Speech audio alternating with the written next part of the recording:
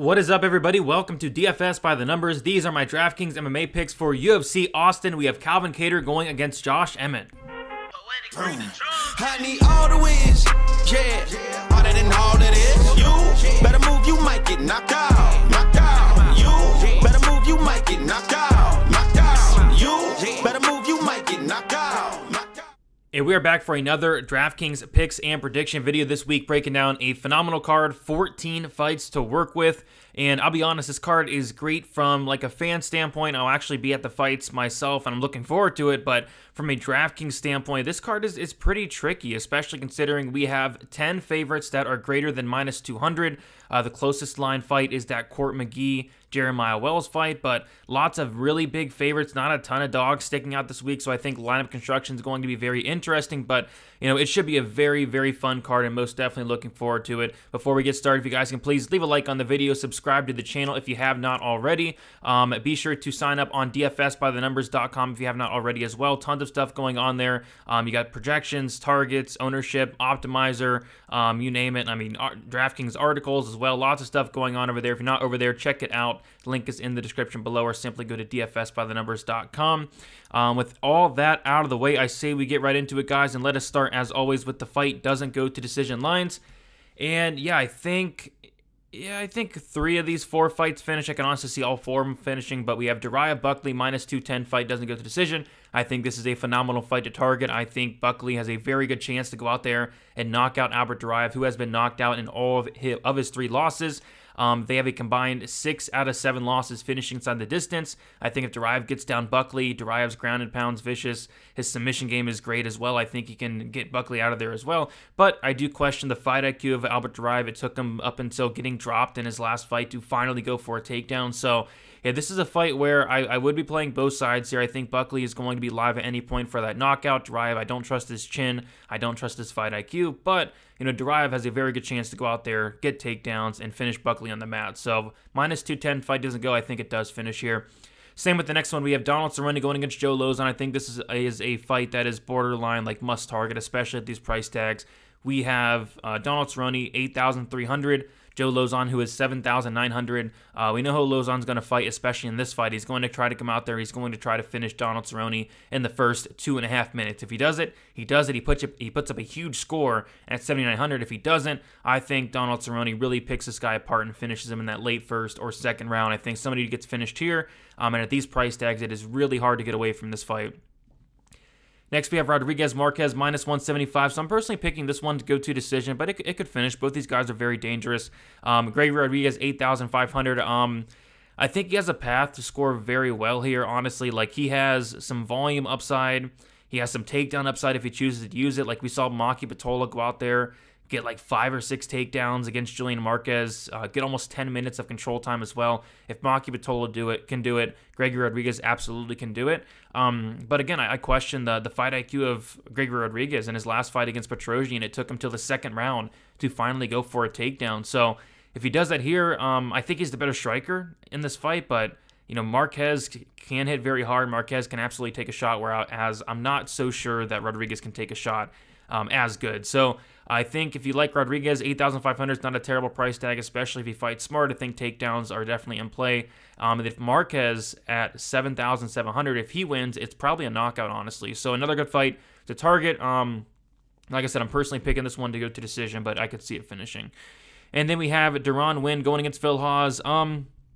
Yeah, I think Phil Hawes finishes this guy, and I think he does it pretty early as well. I think it's a very tough matchup for Deron Winn.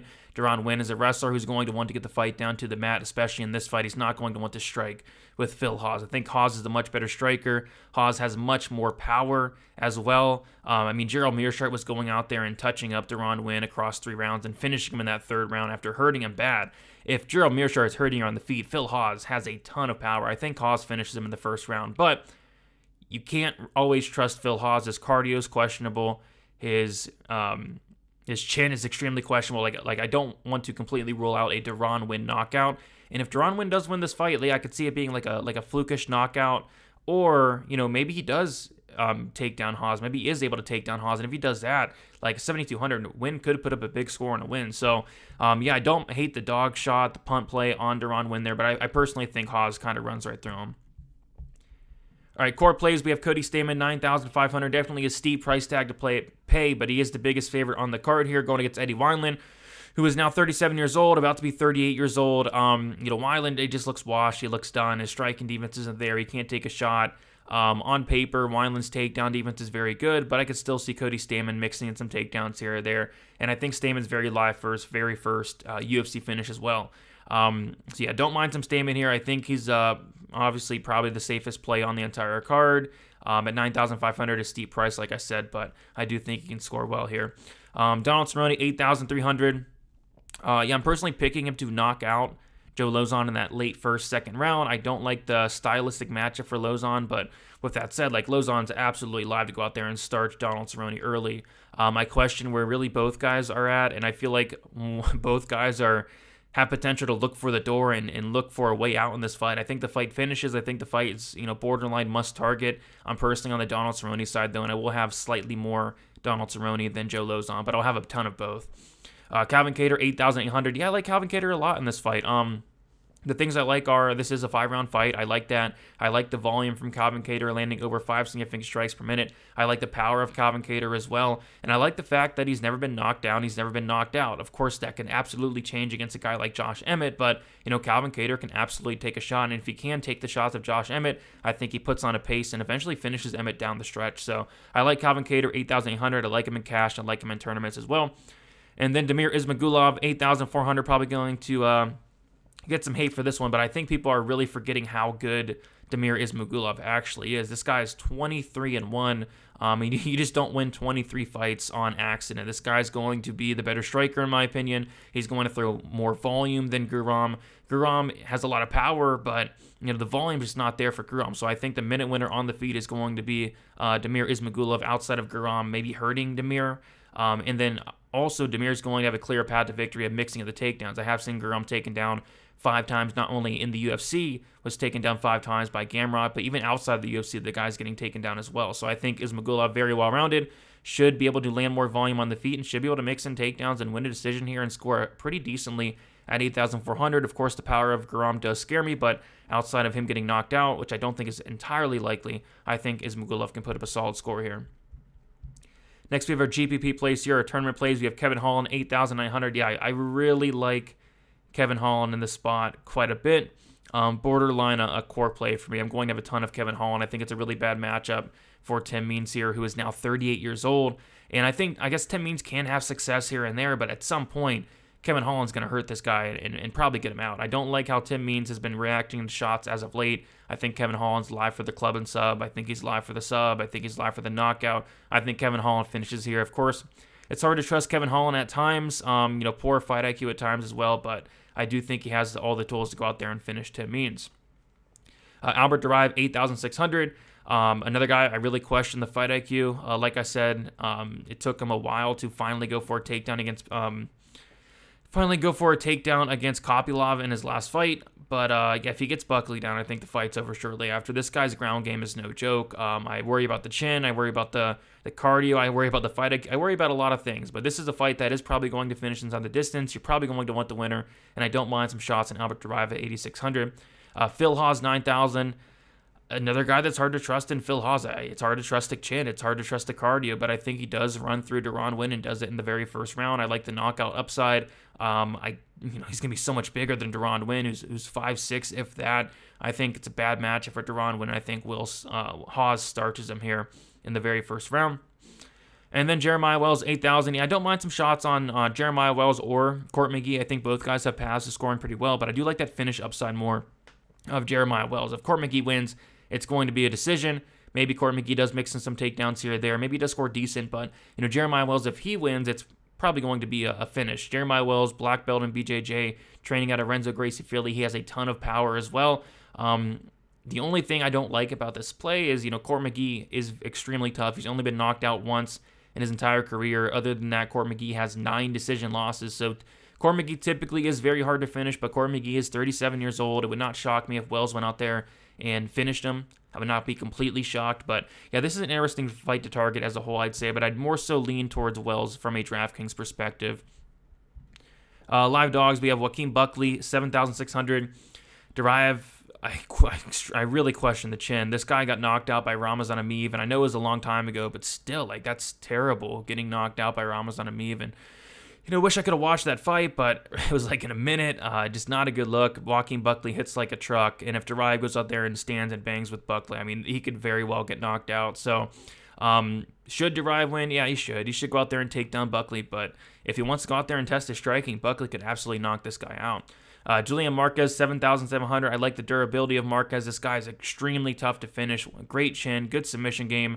And I don't know if I can say the same thing about Rodriguez in terms of the durability. We have seen Rodriguez hurt multiple times. We've seen him knocked out a couple times as well. And Marquez does hit very hard. And if Rodriguez wants to go to war with Marquez instead of taking him down, taking the path to least resistance, Marquez is very live to catch him in this fight. So I don't mind some Marquez at 7,700.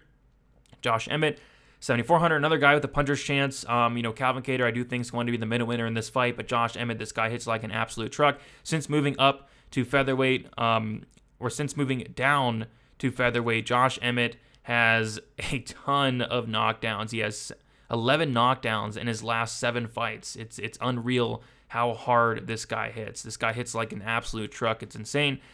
He's had at least 1 knockdown in his last 7 fights. Like, that's no joke. And Calvin Kattar, he's never been knocked down. He's never been knocked out. There could be a first here, but I'm personally more on the Kattar side. But yeah, Josh Emmett, if he wins, it's probably a knockout. Joe Lozon, 7,900. He's going to go out there. He's going to fight for your money. If he does win, it's going to be in the very first round. Could he get finished himself? Absolutely. Absolutely he could. But, you know, Donald Cerrone, I really question his mentality. I really question if he wants to be here or not. And Joe Lozon's going to go out there and try to knock out Donald Cerrone early. Joe Lozon, very fast starter. Cerrone, very slow starter. Don't mind some shots on Lozon at 7,900, but I think the winner of this fight scores extremely well. Pump plays, yeah, there's a couple. There's actually, you know, like 3 I like. Natalia Silva, 7,100. First of all, I'm not playing Jasmine Jasnavicius. That price tag's ridiculous.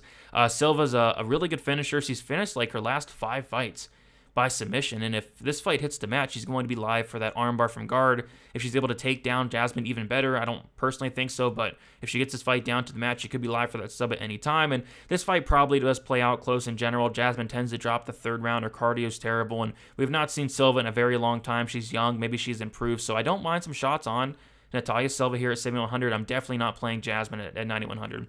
Deron Wynn, talked about it a little bit. Hawes, terrible cardio, terrible chin. Wynn could knock him out, and if Wynn is able to have success with the wrestling, he could put up a pretty solid score here. So don't mind some Wynn, 7,200. I think he gets starched, but if not, hey, if he survives that first round, he could definitely take over. And then other than that, I think Tony Kelly's interesting, 6,800. It's hard to get up there for Adrian Yanez at 9,400. Tony Kelly never been knocked out. Tony Kelly, lots of volume, and I think if this does go to decision, it's fairly close as well. So don't mind some Tony Kelly at 6,800 as well. So a couple punt plays sticking out this week. And then, like I said, fading Jasmine Jasnavicius, 9,100, no way. I mean, I'd rather play anybody up in that 9K range. And the 9K range is kind of weak in general. I like a lot of plays under the 9K range this week especially, but I'm just not playing any Jasmine. I mean, maybe she takes Silva down here or there. I just don't see a finish from Jasmine. Don't see a ton of volume, and she's almost a guarantee to lose that 3rd round more often than not. So no Jasmine for me.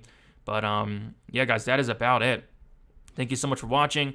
Looking forward to this event. Hopefully it does deliver 14 fights. I'd be shocked if it didn't. This card is stacked from top to bottom. So definitely looking forward to it. Leave a like on your way out. Subscribe to the channel. Check out dfsbythenumbers.com. All content is posted for this upcoming DraftKings slate. And best of luck for UFC Austin. Let us make some money, and we'll talk to you guys very, very soon. Good luck.